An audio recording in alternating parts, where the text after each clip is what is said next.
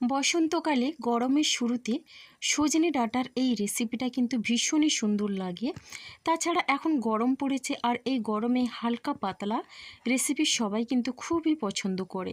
তো সেই রকম একটা আমি আজকে রেসিপি নিয়ে চলে এলাম, যেটা কিন্তু সজনে ডাঁটা আর সামান্য কয়েকটা সবজি দিয়ে তৈরি, ভীষণই সুস্বাদু এবং হেলদি একটা রেসিপি।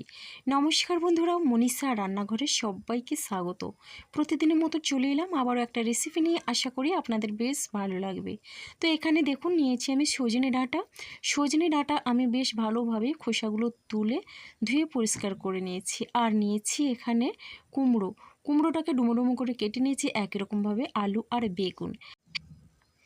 এখন আমি একটা পাত্রের মধ্যে কিছুটা জল নিয়ে গ্যাসে বসিয়ে দিয়েছি। এবার আমি জলের মধ্যে দিয়ে দিচ্ছি সজনে ডাঁটাগুলো একটু আমি ভাপিয়ে নেব।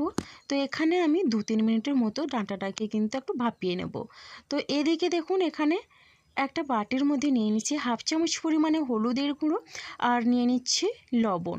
যতটা হলুদ আর লবণ লাগবে ততটা পরিমাণে নিয়ে নিলাম এই রেসিপির জন্যে। আর একটু জল দিয়ে কিন্তু সুন্দরভাবেই আমি এখানে লবণ হলুদটাকে মিশিয়ে নিচ্ছি।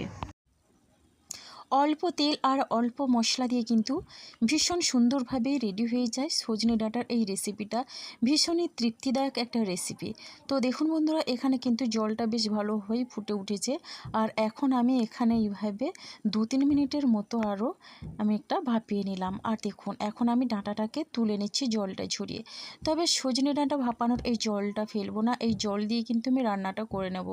এবার দেখুন কড়াইয়ে আমি দিয়ে দিলাম এখানে কিছুটা পরিমাণে সর্ষের তেল। তো কড়াইটাকে প্রথমে বেশ ভালোভাবে গরম করে নিয়েছি। আর পুরো রান্নাটাই কিন্তু আমি সর্ষের তেলেই করব। বন্ধুরা, এটা কিন্তু একটু সর্ষের তেলেই রান্না করলে কিন্তু ভীষণই ভালো লাগে। এবার দেখুন তেলটাকে গরম করে নিয়ে এখানে দিয়ে দিচ্ছি কিছুটা পরিমাণে বড়ি। তো এটা বিউলির ডালের বড়ি, যে কোনো ডালের বড়ি দিয়ে কিন্তু আপনারা রেসিপিটি বানিয়ে ফেলতে পারেন।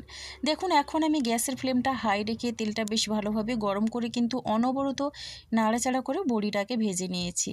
তো তেলটা কিন্তু বেশ ভালোভাবেই প্রথমে গরম করে নিয়ে হাই ফ্লেমে রেখে বড়িটা ভেজে নিলে তেলটা কিন্তু কম টানে আর বড়িও খুব তাড়াতাড়ি সুন্দরভাবেই ভাজা হয়ে যায়। এবার ওই তেলের মধ্যে একটা তেজপাতা দিয়ে দিলাম আর দিয়ে দিচ্ছি এখানে 1/2 চামচ পরিমাণে কালো জিরেটা একটু হালকা ভাজা হয়ে আসলে সুন্দর একটা মিষ্টি গন্ধ বেরিয়েছে। আর এখন আমি দিয়ে দিচ্ছি এখানে আলু। বন্ধুরা, এখানে কিন্তু আমি নতুন আলু দিয়ে রান্না করছি। আর হাতের কাছে দেখা যে সবজিগুলো ছিল সেইগুলো দিয়ে কিন্তু আমি রান্নাটা করছি। খুবই সাধারণ একটা রান্না, খেতে অসাধারণ লাগে। দেখুন এইভাবে আলুটা দিয়ে বারবার আমি নাড়াচাড়া করে নিলাম।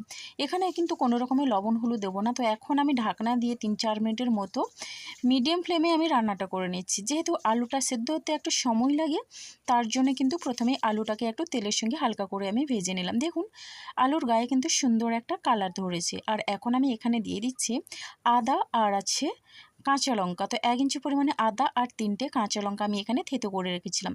তো সেই থেতো করা আদা আর কাঁচা লঙ্কাটা দিয়ে বেশ ভালোভাবেই কিন্তু আমি নাড়াচাড়া করে একটু ভেজে নেব। তাহলে কিন্তু আদার কাঁচা গন্ধটা চলে যাবে।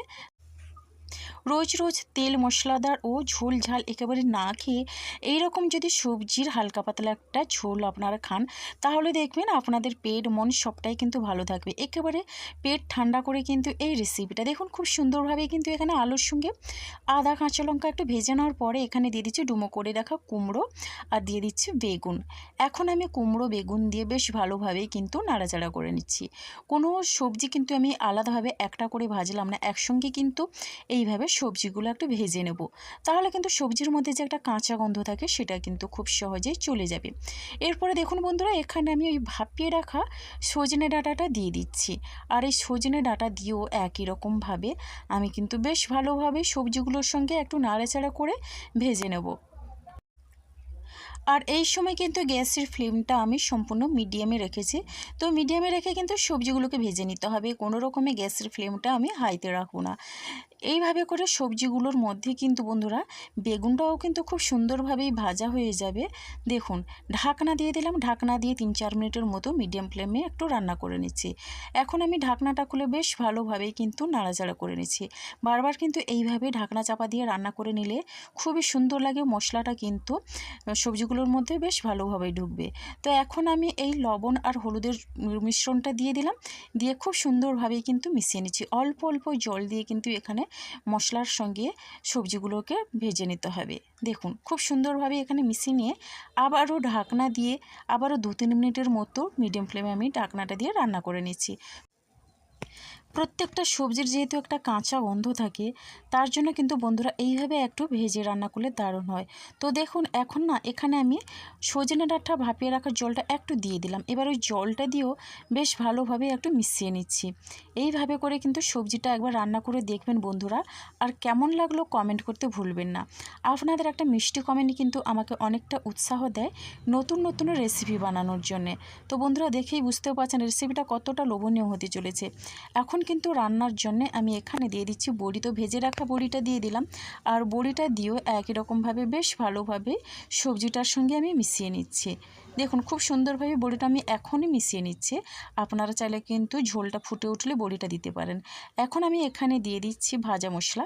তো যে মশলার মধ্যে আছে তেজপাতা, শুকনো লঙ্কা, জিরে আর আছে ধনে, আর একটা শুকনো লঙ্কা আমি গুঁড়ো করে নিয়েছিলাম। এখন আমি এই ভাজা মশলাটা দিয়ে একটু নাড়াচাড়া করে এইভাবে করে কিন্তু আমি ভেজে নেব।